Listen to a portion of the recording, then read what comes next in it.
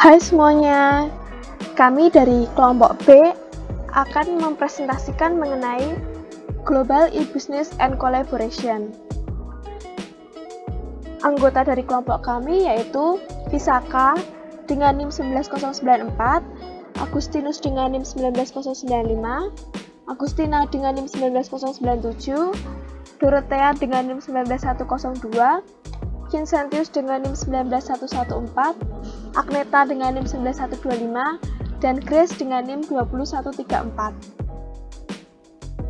Nah, di sini kita akan membagi 4 hal. Yang pertama itu adalah proses bisnis dan sistem informasi. Yang kedua adalah tipe-tipe sistem informasi. Yang ketiga adalah sistem untuk kolaborasi dan teamwork. Dan yang terakhir adalah fungsi sistem informasi dalam bisnis. Baik teman-teman, saya akan menjelaskan subtopik yang pertama, yaitu proses bisnis dan sistem informasi. Untuk beroperasi, bisnis harus berkaitan dengan banyak bagian informasi berbeda, yang terdiri dari informasi tentang pemasok, pelanggan, karyawan, faktur dan pembayaran, dan yang terakhir adalah informasi produk dan layanan. Mereka harus mengatur kegiatan kerja dengan informasi ini untuk beroperasi secara efisien dan meningkatkan kinerja perusahaan secara efektif. Jadi sistem informasi memungkinkan untuk perusahaan dalam mengelola semua informasi mereka, membuat keputusan yang lebih baik, dan meningkatkan pelaksanaan proses bisnis mereka. Selanjutnya, proses bisnis. Teman-teman, ada yang tahu nggak apa itu proses bisnis? Ya, proses bisnis adalah segala aktivitas yang dibutuhkan untuk menghasilkan produk atau jasa. Kegiatan ini didukung oleh material, informasi, dan pengetahuan antar peserta dalam proses bisnis. Proses bisnis juga mengacu pada cara-cara yang unik, yang mana organisasi koordinat kerja, informasi, pengetahuan, dan cara manajemen memilih untuk mengkoordinasikan pekerjaan tersebut. Selanjutnya, bagaimana proses bisnis yang baik? Suatu proses bisnis yang baik harus memiliki tujuan-tujuannya, seperti mengefektifkan, mengefisienkan, serta membuat mudah untuk beradaptasi pada proses-proses di dalamnya. Jadi gini teman-teman, artinya proses bisnis tersebut harus merupakan proses bisnis yang berorientasikan pada jumlah dan kualitas produk output minimalnya dalam menggunakan sumber daya dan dapat beradaptasi sesuai dengan kebutuhan bisnis serta pasarnya. Seperti itu. Nah, selanjutnya pada tabel 2.1 ini ada contoh proses bisnis fungsional. Ini sudah saya terjemahin ya teman-teman. Jadi pada tabel ini yang pertama yaitu area fungsional manufaktur dan produksi, meliputi proses bisnis dengan merakit produk, memeriksa kualitas, dan memproduksi tagihan material. Lalu yang kedua, area fungsional penjualan dan pemasaran, meliputi proses bisnis mengidentifikasi pelanggan, membuat pelanggan mengetahui produk tersebut, dan menjual produk tersebut. Lalu, pada area fungsional keuangan dan akunting meliputi proses bisnisnya, membayar kreditur, membuat laporan keuangan, mengelola rekening kas, dan sebagainya. Lalu yang terakhir, ada area fungsional sumber daya manusia, di mana meliputi proses bisnis dengan merekrut karyawan, mengevaluasi prestasi kerja karyawan, dan mendaftarkan karyawan dalam rencana tunjangan. Nah, ini juga adalah sebuah contoh di dalam proses selanjutnya, yaitu pemenuhan pesanan ketika mau meng-apply suatu produk. Pada bagian ini, penjualan menerapkan yang namanya pembayaran secara kredit. Jadi, ketika nanti ada pelanggan datang, yang akan menerima adalah bagian dari sales atau penjualan ini. Jadi, nanti ditanyain mau pesan apa. Jadi, kita ambil contoh. Ini terjadi, ilustrasinya adalah ada pembeli yang mau beli di toko furnitur ya. Jadi nanti ditanya mau beli apa, mau misalnya beli lemari, lemarinya mau yang pintu berapa, kayunya seperti apa. Nanti setelah selesai pesanannya akan diterima atau akan ditulis dengan menerima pesanan ini. Si ibu ini pesan ini aja. Lalu nanti akan masuk ke tahap pembayaran. Nah, ntar di tahap pembayaran ada bagian accounting yang mengurusnya. Jadi nanti kan karena penjualan ini sistemnya kredit, nanti dicek tuh apakah bisa si ibu ini beli secara kredit. Jadi jika iya nanti akan di-approve. Setelah di-approve atau setujuin kreditnya, Nah, setelah itu nanti misalnya habis berapa juta dan sebagainya dibuat faktur atau invoice-nya, lalu sampailah pada tahap produksi di mana nanti lemari tersebut akan dirakit, misalnya jadi pintunya 2, kayunya seperti ini. Setelah jadi, 2 hari kemudian akan dikirim produknya ke alamat si pembeli, seperti itu. Nah, selanjutnya kita akan masuk ke dalam sistem informasi. Jadi, sistem informasi itu apa? Sistem informasi adalah suatu sistem di dalam suatu organisasi yang mempertemukan kebutuhan pengelolaan transaksi harian dalam mendukung fungsi operasi organisasi yang mana bersifat manajerial dengan kegiatan strategi dari suatu organisasi untuk dapat menyediakan kepada pihak luar tertentu sesuai dengan kebutuhannya. Selanjutnya adalah manfaat sistem informasi. Manfaat dari sistem informasi dalam suatu organisasi yaitu ada 3. Pertama, menyajikan informasi guna mendukung pengambilan suatu keputusan. Lalu yang kedua, menyajikan informasi mendukung operasi harian, seperti perencanaan, pengadaian, pengevaluasian, serta memperbaiki kelanjutan. Dan yang terakhir adalah menyajikan informasi yang berkenaan dengan kepengurusan atau manajemen. Nah, selanjutnya adalah pentingnya sistem informasi. Jadi ada 3 sudut pandang ya teman-teman. Ada pengguna akhir, perusahaan, dan masyarakat global. Jadi kita akan bahas satu persatu. Jadi pentingnya sistem informasi bagi pengguna akhir adalah pengguna akhir atau end user menggunakan sistem informasi sebagai alat untuk mendukung aktivitas mereka sehari-hari. Lalu untuk sudut pandang perusahaan, di mana perusahaan ini memandang sistem informasi sebagai suatu pendukung untuk mencapai tujuan perusahaan baik secara strategis maupun pencapaian visi dan misi perusahaan secara keseluruhan. Nah, yang terakhir adalah masyarakat global. Jadi pentingnya sistem informasi bagi mereka adalah penggunaan sistem informasi membuat masyarakat global dapat saling berkomunikasi dan berinteraksi tanpa batasan waktu dan tempat. Artinya gini, sekarang kan ada platform-platform yang memfasilitasi seperti kayak WhatsApp, Line, atau Skype gitu untuk video call bareng. Jadi misalnya kalian punya teman di luar negeri pun kalian bisa berhubungan, berkomunikasi gitu menggunakan aplikasi tersebut. Jadi itu sudut pandang dari pentingnya sistem informasi teman-teman. Lalu selanjutnya, bagaimana teknologi informasi meningkatkan proses bisnis?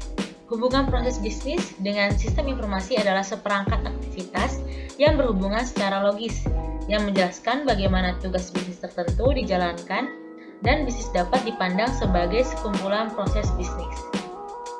Jadi bagaimana bisa ditingkatkan? Jadi 3 hal ya teman-teman. Yang pertama, proses bisnis yang semula dilakukan secara manual bisa dilakukan dengan memanfaatkan IT atau teknologi. Jadi saat ini kan teknologi sudah mendominasi seluruh kegiatan manusia, mulai dari berbelanja, membayar, atau bekerja itu melalui aplikasi. Jadi maksudnya tuh gimana? Ya maksudnya adalah sekarang kan ada namanya aplikasi Gojek, Grab, Uber, ya kan?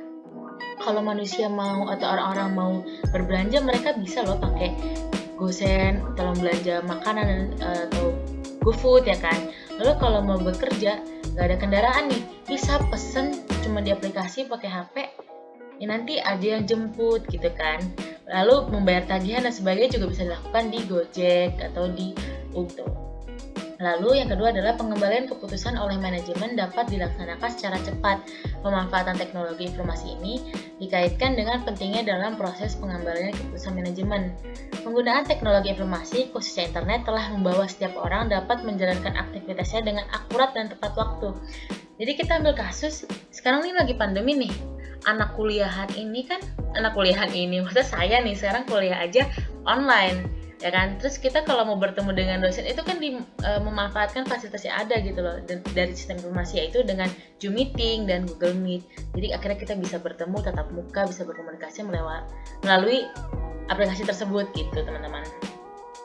Lalu yang ketiga, proses fleksibel sehingga dapat meningkatkan efisiensi dan lebih efektif. Artinya gini, peranan teknologi informasi dan komunikasi dapat menyebabkan perubahan pada kebiasaan kerja. Contohnya menghemat biaya produksi untuk promosi dan pemasaran karena promosi dapat dilakukan melalui platform yang sangat mudah dan konsumen dapat melihat profil perusahaan. Ya, seperti pelaku Asia pada Tokopedia dan Shopee. Jadi sekarang gini kan teman-teman, kalau buka Shopee, misalnya mau beli plastik, buka plastik nanti keluar tuh tokonya. Pasti nanti ntar kita lihat profil perusahaan, oh dia ngeluarin promo-promo nih, cashback kayak gitu. Jadi nggak harus offline gitu, online pun sekarang di platform aplikasi tersebut bisa gitu. Jadi kayak efisien dan efektif ya kan. Jadi ya udah. System for Different Management Group. Sebuah perusahaan bisnis memiliki sistem untuk mendukung kelompok atau tingkat manajemen yang berbeda. Sistem ini termasuk sistem pemrosesan transaksi dan sistem untuk bisnis. Sistem pemrosesan transaksi. Sistem ini adalah sistem yang melacak aktivitas dasar transaksi organisasi seperti penjualan, penerimaan, setoran tunai, pengajian, keputusan kredit, dan aliran bahan di pabrik. Sistem pemrosesan atau yang disebut TPS menyediakan informasi semacam ini.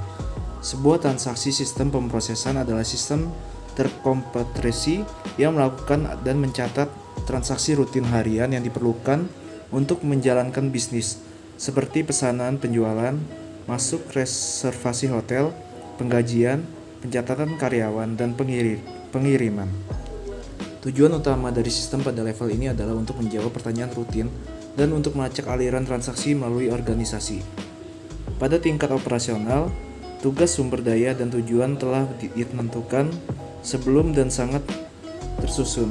Keputusan untuk memberikan kredit kepada pelanggan misalnya dibuat oleh supervisor tingkat yang lebih rendah sesuai dengan kriteria yang telah ditentukan. Semua itu harus ditentukan apakah pelanggan memenuhi kriteria. Yang selanjutnya ada sistem untuk intelijen bisnis.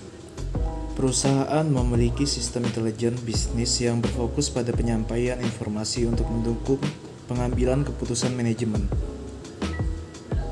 Perusahaan intelijen bisnis adalah kontemporer untuk data dan perangkat lunak untuk mengatur, menganalisis, dan menyediakan akses ke data untuk membantu manajer dan pengguna perusahaan lainnya membuat keputusan yang lebih terinformasi. Intelijen bisnis membahas pengambilan keputusan, kebutuhan semua tingkat manajemen. Bagian ini memberikan pengantar singkat untuk intelijen bisnis. Istilah sistem informasi manajemen, biasa disebut MIS, juga menunjuk kategori tertentu dari sistem informasi yang melayani manajemen menengah. MIS menyediakan manajer menengah dengan laporan tentang kinerja organisasi saat ini. Informasi ini digunakan untuk memantau dan mengontrol bisnis dan memprediksi kinerja masa depan. MIS merangkum dan melaporkan operasi dasar perusahaan menggunakan data disediakan oleh sistem pemrosesan transaksi. Data dasar transaksi dari TPS dikompresi dan biasanya disajikan dalam laporan yang diproduksi secara teratur. Selanjutnya mengenai State of Information System, saya akan menjelaskan dua bagian. Yang pertama ada System for Linking the Enterprise, yang kedua ada e-business, e-commerce, and e-government. Nah, di sini ada sistem untuk menghubungkan perusahaan, yaitu yang pertama ada aplikasi perusahaan. Aplikasi perusahaan membuat semua jenis sistem yang berbeda di perusahaan untuk bekerja sama dan terbukti menjadi tantangan besar. Biasanya perusahaan disatukan baik melalui pertumbuhan organik, normal, dan melalui akuisisi perusahaan yang lebih kecil. Lebih dari periode waktu, perusahaan berakhir dengan kumpulan sistem, kebanyakan dari mereka lebih tua, dan menghadapi tantangan untuk membuat mereka semua berbicara dan bekerja sama sebagai satu sistem perusahaan. Ada beberapa solusi untuk masalah ini. Salah satu solusinya adalah dengan mengimplementasikan aplikasi perusahaan, yaitu sistem yang menjangkau area fungsional, fokus pada pelaksanaan proses bisnis di seluruh perusahaan bisnis, dan mencakup semua tingkat manajemen. Aplikasi perusahaan membantu bisnis menjadi lebih fleksibel dan produktif dengan mengkoordinasikan proses bisnis lebih dekat dan mengintegrasikan kelompok proses sehingga mereka fokus pada manajemen sumber daya dan layanan pelanggan yang efisien. Ada 4 aplikasi perusahaan utama. Yang pertama ada sistem perusahaan, yang kedua ada pasokan, sistem manajemen rantai, yang ketiga ada sistem manajemen hubungan pelanggan, dan yang keempat ada sistem manajemen pengetahuan. Dan masing-masing aplikasi perusahaan ini mengintegrasikan serangkaian fungsi dan proses bisnis yang terkait untuk meningkatkan kinerja organisasi secara keseluruhan. Misalnya, ketika pelanggan melakukan pemesanan, aliran data pemesanan secara otomatis ke bagian lain dari perusahaan yang terpengaruh oleh mereka. Dan nantinya perwakilan layanan pelanggan akan melacak kemajuan pemesanan melalui setiap langkah untuk menginformasikan pelanggan tentang status pemesanan mereka. Yang kedua ada intranet dan extranet. Aplikasi perusahaan menciptakan perubahan mendalam dalam cara perusahaan melakukan bisnisnya, menawarkan banyak peluang untuk mengintegrasikan data bisnis penting menjadi satu sistem. Intranet dan extranet layak disebut di sini sebagai alat alternatif untuk meningkatkan integritas dan mempercepat arus informasi di dalam perusahaan dan dengan pelanggan pemasok iklan. Intranet hanyalah situs web internal perusahaan yang hanya dapat diakses oleh karyawan. Istilah intranet mengacu pada jaringan internal, berbeda dengan internet yang merupakan jaringan publik yang menghubungkan organisasi dan eksternal lainnya jaringan. Intranet menggunakan teknologi dan teknik yang sama dengan yang lebih besar internet, dan mereka seringkali hanya merupakan area akses pribadi di perusahaan yang lebih besar situs web. Begitu juga dengan extranet. Extranet adalah situs web perusahaan yang dapat diakses oleh vendor dan pemasok resmi dan sering digunakan untuk mengkoordinasikan pergerakan pemasok ke peralatan produksi perusahaan. Selanjutnya ada e-business atau yang bisa disebut dengan bisnis elektronik, mengacu pada penggunaan teknologi digital dan internet untuk menjalankan proses bisnis utama dalam perusahaan. E-business juga merupakan kegiatan untuk manajemen internal perusahaan dan untuk koordinasi dengan pemasok dan mitra bisnis lainnya. Ini juga termasuk perdagangan elektronik atau e-commerce. Nah, yang berikut ada e-commerce. E-commerce adalah bagian dari e-business yang berhubungan dengan pembelian dan penjualan barang dan jasa melalui internet. Ini juga mencakup kegiatan pendukung transaksi pasar tersebut, seperti periklanan, pemasaran, dukungan pelanggan, keamanan, pengiriman, dan pembayaran. Yang terakhir ada e-government, mengacu pada penerapan internet dan teknologi jaringan untuk memungkinkan pemerintah dan sektor publik secara digital hubungi lembaga dengan warga, bisnis, dan lengan pemerintah lainnya.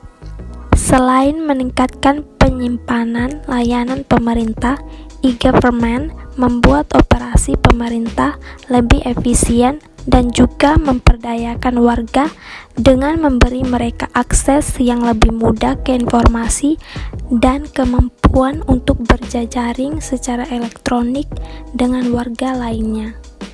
Misalnya, warga di beberapa negara bagian dapat memperbarui SIM atau mengajukan tunjangan pengangguran secara online, dan internet telah menjadi alat yang ampuh untuk secara instan memobilisasi kelompok-kelompok kepentingan untuk kepentingan politik, aksi, dan penggalangan dana. Selanjutnya ada studi kasus mengenai pledging, procuring, and gambles for decision coach Fitch. Yang pertama ada kasus Procuring and Gamblers merupakan perusahaan penyedia barang kebutuhan konsumen terbesar di dunia dengan 127 karyawan di 180 negara, 300 merek dan pendapatan sebesar 82 miliar pada 2011. Faktor utama kesuksesan Procter & Gamble adalah teknologi informasinya yang kuat serta keinginan kuat mengejar inovasi teknologi informasi yang baru untuk memelihara keunggulan kompetitif di bidang industrinya. Akhirnya, Procter & Gamble berhasil mewujudkan tujuannya untuk mendigitalisasi keseluruhan proses bisnisnya, serta secara fundamental mengubah cara dalam mengumpulkan, melaporkan, dan menginterpretasikan data. Selain itu, Procter & Gamble memangkas biaya pada era bisnis yang lain. Divisi pelayanan globalnya membangun sistem pakar analisis baru seperti kecukupan bisnis, lingkup bisnis, dan kokpit keputusan. Solusi tersebut menghilangkan pemborosan waktu dalam berdebat mengenai perbedaan rangkaian data dan sebagai gantinya menyediakan sistem yang memungkinkan para pemimpin berfokus pada pengambilan keputusan bisnis sesegera mungkin berdasarkan data paling akurat dan terkini. Di perusahaan Procter & Gamble, lingkup bisnis kebanyakan digunakan manajer kelas atas dan kalangan eksekutif, tetapi perusahaan memperluas prinsip yang sama secara lebih mendalam ke bidang bisnisnya sehingga muncullah kokpit keputusan. Perusahaan Procter & Gamble mulai membuka akses yang lebih luas terhadap sumber data kepada karyawannya, sehingga lebih dari 85 karyawannya menggunakan teknologi tersebut. Tujuan utama dari kokpit keputusan adalah untuk menghilangkan pemborosan waktu akibat perdebatan antara karyawan mengenai validitas dan perbedaan jenis data yang terdapat pada surat lembar kerja, surat, serta laporan-laporan. Oke, yang pertama yang saya jelaskan, apa itu kolaborasi? Kolaborasi adalah suatu aktivitas bekerja dengan orang lain untuk mencapai tujuan bersama dan eksplisit. Kolaborasi di sini berfokus pada pencapaian tugas atau misi dan biasanya membutuhkan tempat dalam bisnis atau organisasi lain yang juga ada di antara bisnis. Kemudian, maka dari itu, misalkan kita berkolaborasi dengan seorang rekan di toko yang memiliki keahlian tentang topik yang kita tidak tahu apa-apa, kita juga akan berkolaborasi dengan banyak rekan dalam penerbitan blog perusahaan. Jika kita berada di firma hukum, maka kita akan berkolaborasi dengan akuntan di kantor akuntan dalam melayani kebutuhan klien di dalam masalah pajak. Nah, dari situlah pentingnya kolaborasi dalam hal berbisnis. Seperti yang pertama, mengubah sifat pekerjaan. Sifat pekerjaan telah berubah dari pabrik manufaktur dan pekerjaan kantor prakomputer, di mana setiap tahap dalam proses produksi terjadi secara independen satu sama lain dan dikoordinasikan oleh pengawas. Kemudian yang kedua, pertemuan kerja profesional. Pekerjaan atau bisa disebut interaksi cenderung profesional. Pekerjaan di sektor jasa yang membutuhkan koordinasi dan kerjasama yang erat. Pekerjaan profesional membutuhkan pendidikan yang substansial dan berbagi informasi serta pendapat untuk menyelesaikan pekerjaan. Setiap aktor di tempat kerja membawa keahlian khusus untuk masalah ini, dan semua aktor perlu mengambilnya. Untuk sebagian besar usia industri manajer, pekerjaan yang terorganisir secara hierarkis, perintah turun hierarki, dan tanggapan naik kembali ke hierarki. Hari ini pekerjaan diatur menjadi kelompok dan tim, dan para anggota diharapkan untuk mengembangkan diri mereka sendiri. Metode untuk menyelesaikan tugas, manajer senior mengamati dan mengukur hasil, tapi jauh lebih kecil kemungkinannya untuk mengeluarkan perintah atau operasi terperinci dari prosedur. Sebagian ini karena keahlian dan kekuatan pengambilan keputusan telah didorong ke dalam organisasi. Kemudian mengubah ruang lingkup perusahaan. Pekerjaan perusahaan telah berubah dari satu lokasi ke beberapa lokasi, kantor atau pabrik di seluruh wilayah. Misalnya, Henry Ford mengembangkan yang pertama pabrik mobil produksi massal di satu pabrik Dearborn, Michigan. Di dalam 2012, Ford mempekerjakan lebih dari 166.000 orang di sekitar 90 pabrik dan fasilitas di seluruh dunia. Dengan kehadiran global semacam ini, kebutuhan akan koordinasi yang erat dari desain, produksi, pemasaran, distribusi, dan layanan jelas mengambil yang baru. Pentingnya dan skala perusahaan global besar perlu memiliki tim yang bekerja secara profesional. Kemudian penekanan pada inovasi. Meskipun kita cenderung mengaitkan inovasi dalam bisnis dan ilmu pengetahuan kepada individu-individu hebat ini paling kemungkinan bekerja dengan tim rekan kerja yang brilian. Kemudian, mengubah budaya kerja dan bisnis. Sebagian besar penelitian tentang kolaborasi mendukung gagasan bahwa tim yang beragam menghasilkan keluaran yang lebih baik, lebih tepat daripada individu yang bekerja sendiri. Kemudian kita beranjak ke bisnis sosial. Apa sih bisnis sosial? Nah, banyak perusahaan saat ini meningkatkan kolaborasi dengan merangkul bisnis sosial, seperti penggunaan platform jejaring sosial, termasuk Facebook, Twitter, dan internal alat sosial perusahaan untuk melibatkan karyawan, pelanggan, dan pemasok mereka. Mereka berfungsi dalam menjadi sebuah trademark sendiri dalam sosial media, seperti mengatur profil, membentuk grup, dan yang lainnya. Tujuan bisnis sosial adalah untuk memperdalam interaksi dengan kelompok di dalam dan di luar perusahaan untuk mempercepat dan meningkatkan berbagi informasi, inovasi, dan pengambilan keputusan. Nah, kemudian apa sih manfaat bisnis dari kolaborasi dan bisnis sosial? Meskipun banyak artikel dan buku telah ditulis tentang kolaborasi, hampir semua penelitian tentang topik ini bersifat anekdot. Namun demikian, ada seorang jenderal kepercayaan di antara komunitas bisnis dan akademis bahwa semakin banyak perusahaan bisnis kolaboratif akan semakin sukses dan bahwa kolaborasi di dalam dan di antara perusahaan lebih penting daripada di masa. Nah, kemudian aplikasi sosial bisnis. Seperti contohnya jejaring sosial, terhubung melalui profil pribadi dan bisnis. Kemudian ada crowdsourcing, yang memanfaatkan pengetahuan kolektif untuk menghasilkan ide-ide baru dan solusi. Kemudian yang ketiga, ruang kerja bersama. Mengkoordinasikan proyek dan tugas, membuat konten bersama. Selanjutnya ada blog dan wiki, mempublikasikan dan akses pengetahuan dengan cepat, serta mendiskusikan pendapat dan pengalaman.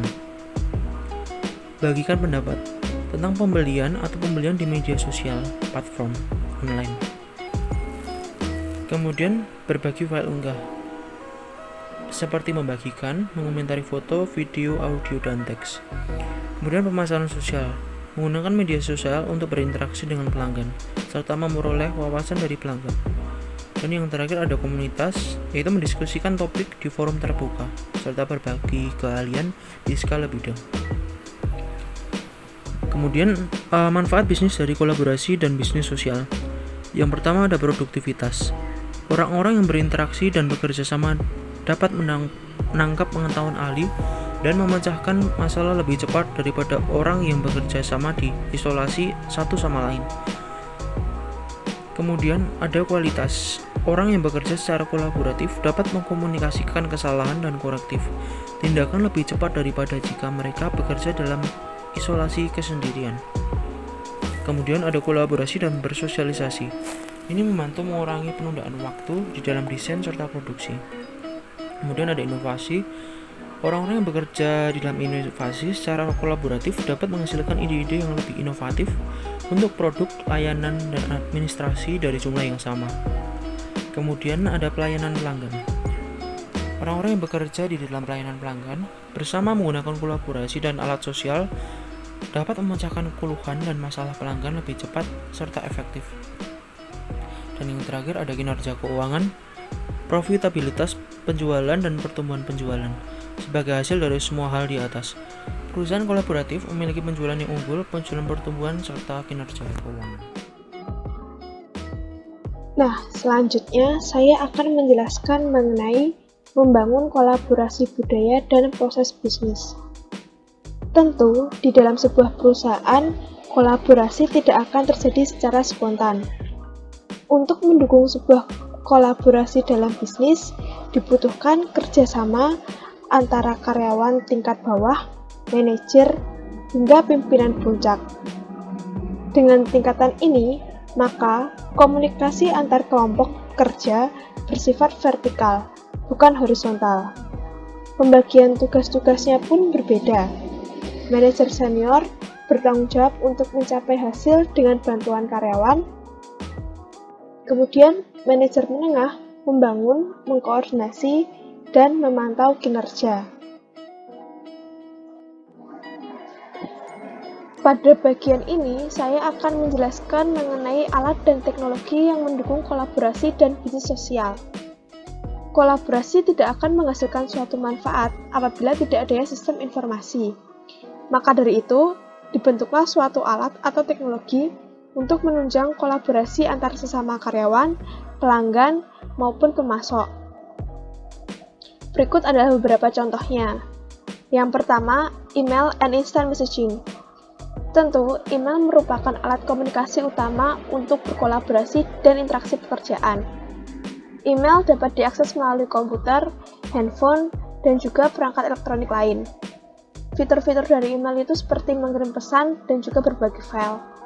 Namun sekarang, email tidak selalu digunakan karena sudah banyak aplikasi-aplikasi yang lebih mudah untuk menunjang pekerjaan. Kemudian yang kedua adalah wikis atau biasa disebut dengan wiki. Wiki adalah alat yang sangat berguna untuk menyimpan dan berbagi pengetahuan perusahaan dan wawasan. Wiki merupakan jenis situs web yang memudahkan pengguna untuk berkontribusi dan mengedit teks dan grafik. Contoh wiki yang kita kenal sekarang adalah Wikipedia. Seperti yang teman-teman ketahui, apabila informasi dalam Wikipedia salah atau tidak sesuai, kita dapat dengan mudah mengubah isi yang ada di dalamnya. Kemudian yang ketiga adalah virtual world. Digunakan untuk pertemuan online dan sesi pelatihan. Aplikasinya juga dapat menggunakan gerakan, percakapan dalam kotak obrolan atau yang biasa disebut chat, dan komunikasi dalam bentuk suara yang membutuhkan mikrofon. Contohnya adalah Second Life. Second Life merupakan aplikasi dunia virtual yang dikembangkan dengan teknologi 3 dimensi untuk membuat representasi diri sendiri yang biasa disebut dengan avatar.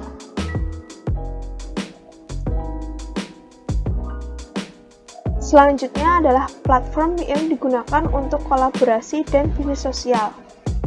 Sekarang banyak perangkat lunak atau aplikasi yang menyediakan platform multifungsi yang dapat digunakan karyawan untuk bekerja dari lokasi-lokasi yang berbeda dan berjauhan.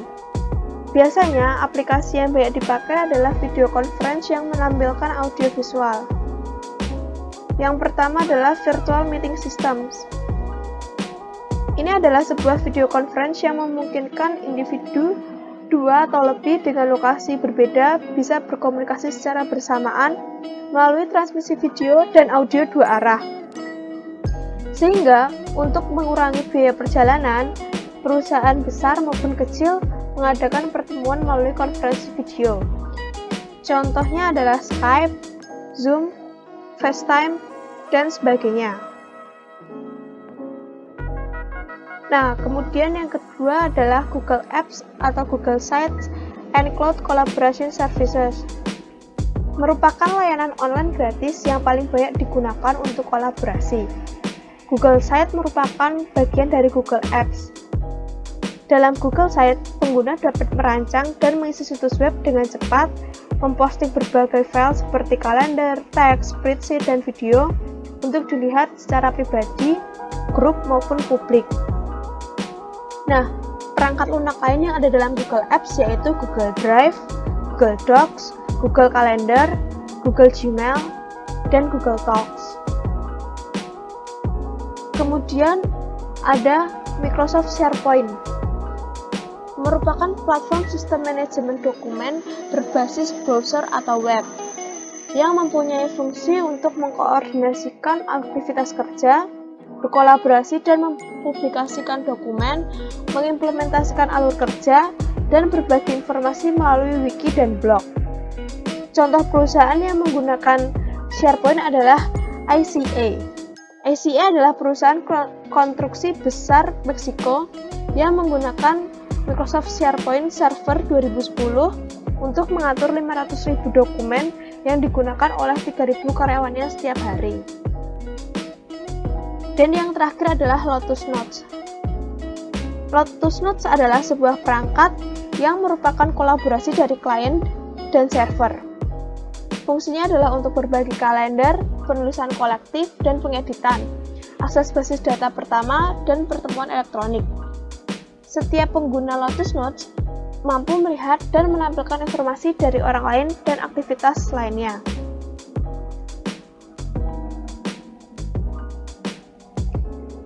Kemudian alat jejaring sosial perusahaan.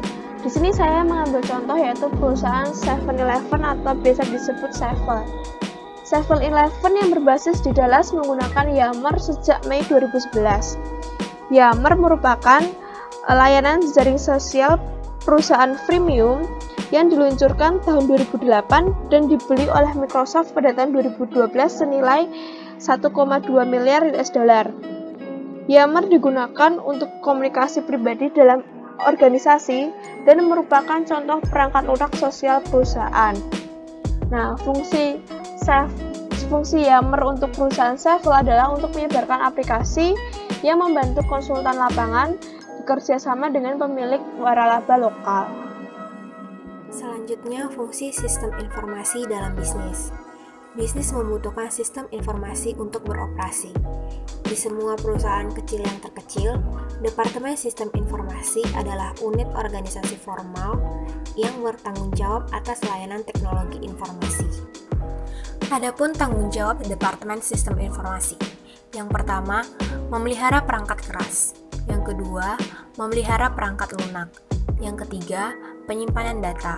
Keempat, memelihara jaringan infrastruktur TI perusahaan.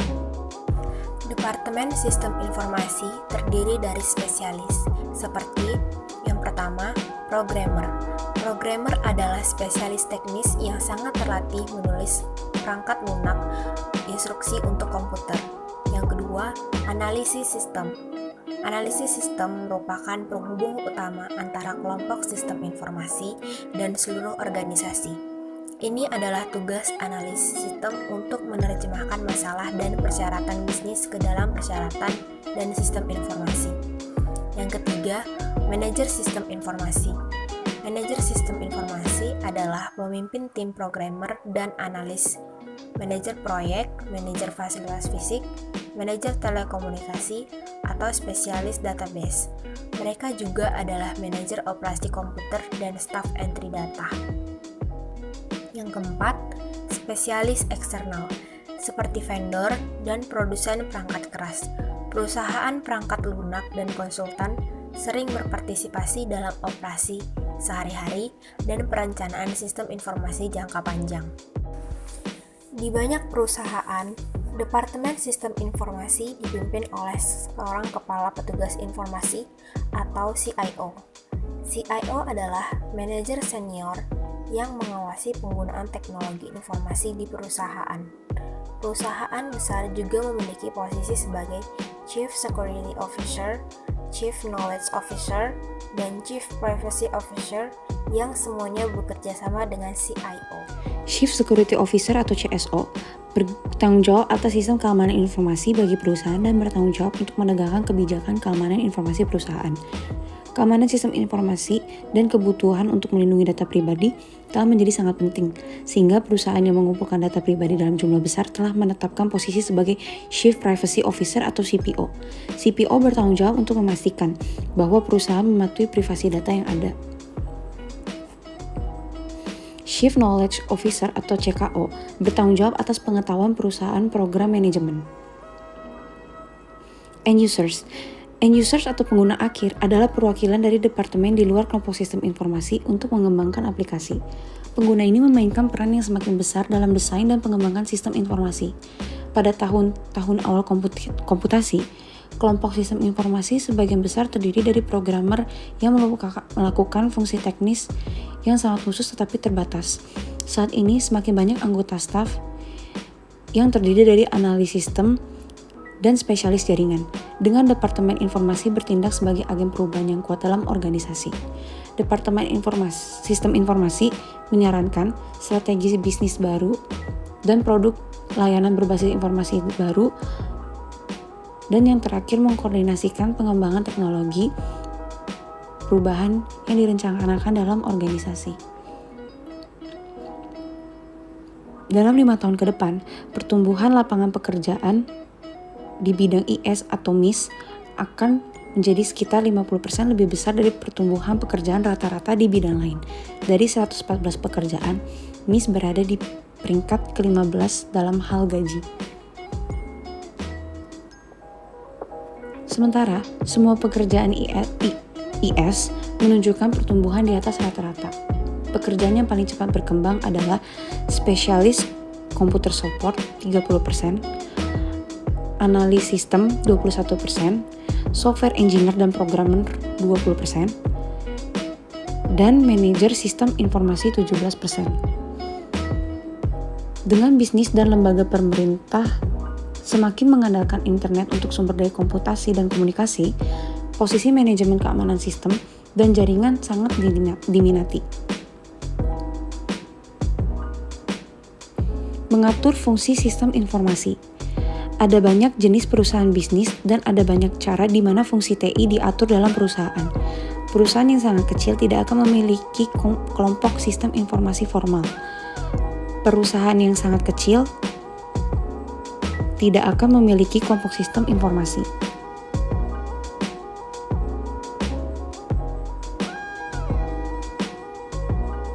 Ini mungkin memiliki satu karyawan yang bertanggung jawab untuk menjaga jaringan dan aplikasinya berjalan, atau mungkin menggunakan konsultan untuk layanan ini.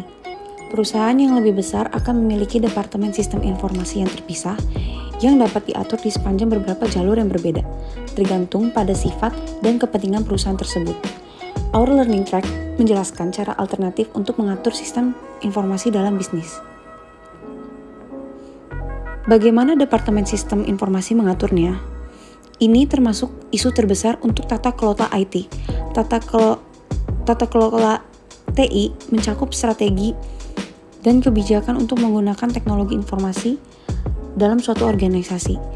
Ini menentukan hak keputusan dan kerangka kerja untuk akuntabilitas yang memastikan bahwa penggunaan teknologi informasi mendukung strategi dan tujuan organisasi. Seperti berapa banyak fungsi sistem informasi yang harus terpusat, keputusan apa yang harus dibuat untuk memastikan manajemen yang efektif, kemudian penggunaan teknologi informasinya, termasuk laba investasi TI. Seperti siapa yang harus membuat keputusan ini, atau bagaimana keputusan ini akan dibuat dan dipantau. Perusahaan dengan tata kelola TI yang unggul akan dengan jelas memikirkan jawabannya. Berikut adalah sumber referensi yang digunakan oleh kelompok kami. Sekian presentasi dari kelompok kami. Ada kurangnya kami mohon maaf. Terima kasih.